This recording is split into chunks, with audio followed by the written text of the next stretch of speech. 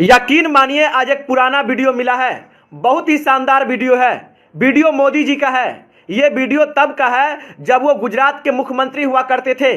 और सवाल पूछने का अंदाज देखिए, वो मनमोहन सरकार से कितना हेवी सवाल करते थे और जवाब मांगते थे। पहले आप वीडियो सुनिए, फिर मैं सवाल करूंगा। मुझे जवाब दीजिए, ये जो आतंकवादी है, ये नक्सलवादी है, उनके पास शस्त्र और बारूद कहां से आता है? वो तो विदेश की धरती से आता है और सीमाएं संपूर्ण रूप से आपके कब्जे में है। सीमा सुरक्षा बल आपके कब्जे में है। मैंने उनको दूसरा सवाल पूछा। हमने कहा आतंकवादियों के पास धन आता है, हवाले से आता है, पूरा मनी ट्रांजैक्शन का कारोबार भारत सरकार के कब्जे में है, आरबीआई के अंडर में है, बैंकों के माध्यम से होता है। क्या प्रधानमंत्री आप इतनी निगरानी नहीं रख सकते कि ये जो धन विदेश से आकर के आतंकवादियों के पास जाता है आपके हाथ में है, आप उसको क्यों नहीं रोकते हैं? मैंने तीसरा सवाल उनको पूछा कि विदेशों से घुसपैठिए आते हैं, घुसपैठिए आतंकवादियों के रूप में आते हैं, आतंकवादी घटनाएं करते हैं, भाग जाते हैं। प्रधानमंत्री जी आप मुझे बताइए, सीमाएं आपके हाथ में है, कोस्टल सिक्योरिटी आपके हाथ में है, बीएसएफ सेना सब आपके हाथ में है, नेवी आपके हाथ में है, ये विदेश से घुसपैठ के कैसे घुस जाते हैं? मैंने चौथा सवाल पूछा, सारा कम्युनिकेशन भारत सरकार के अंडर में है। कोई भी अगर टेलीफोन पे बात करता है, ईमेल भेजता है, कोई भी कम्युनिकेशन करता है, भारत सरकार उसको इंटरप्ट कर सकती है।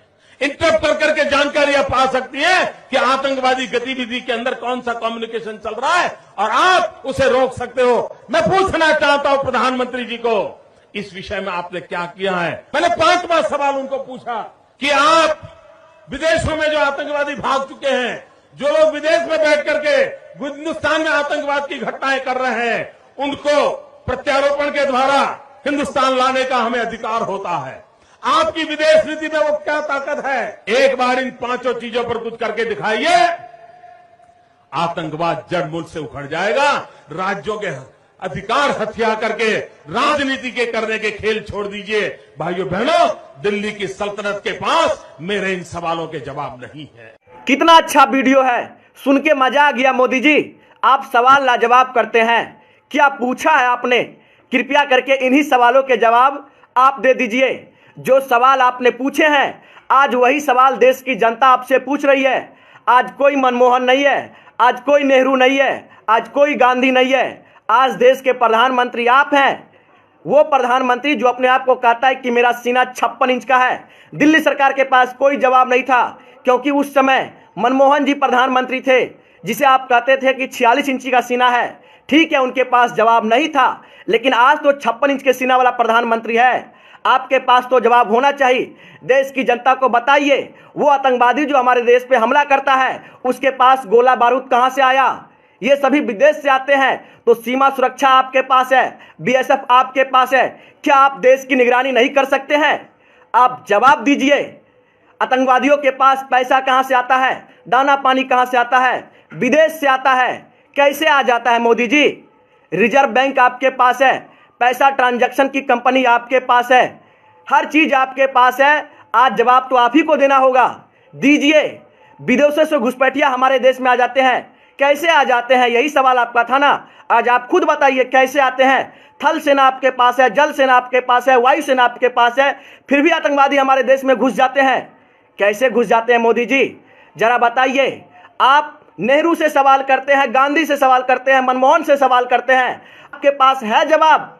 यदि जवाब नहीं है तो आप माफी मांगिए देश की जनता से कि हम विपक्ष में रहते हुए सरकार को कोसते थे, लेकिन जब हम खुद सरकार में आ गए तो पाकिस्तान से जाके गले मिलते हैं, बिरयानी खाते हैं, लेकिन सवाल विपक्ष से करेंगे।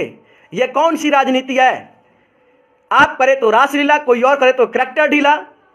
आतंकवादी हमारे देश में घुस जाता है 300 किलो बारूद लेके, आपको पता भी नहीं लगता। कहां गई वो आईबी, कहां गई रॉ? कोई विदेशी हमारे देश में बॉर्डर क्रॉस करता है 100 ग्राम गांजा लेके, तो हमारे देश की सेना पकड़ लेती है। लेकिन एक आतंकवादी हमारे देश में 350 किलो आरडीएक्स लेके घुस गया, आपको पता तक नहीं लगा। जिस सरकार को यह पता लग जाता है कि किसके फ्रिज में बीफ है, उस सरकार को यह नहीं पता लगा कि हमारे देश में एक आतंकवादी 350 किलो RDX लेके घुस गया।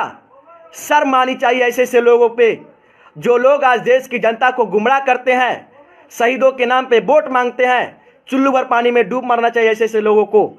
मेरे बातों से सहमत है तो शेयर कीजिए। और कितना अच्छा सवाल था, यही सवाल मोदी जी आपसे है, आप जवाब दीजिए। आपके पास तो 56 इंच का सीना है, हमें उम्मीद है कि आप जवाब जरूर देंगे।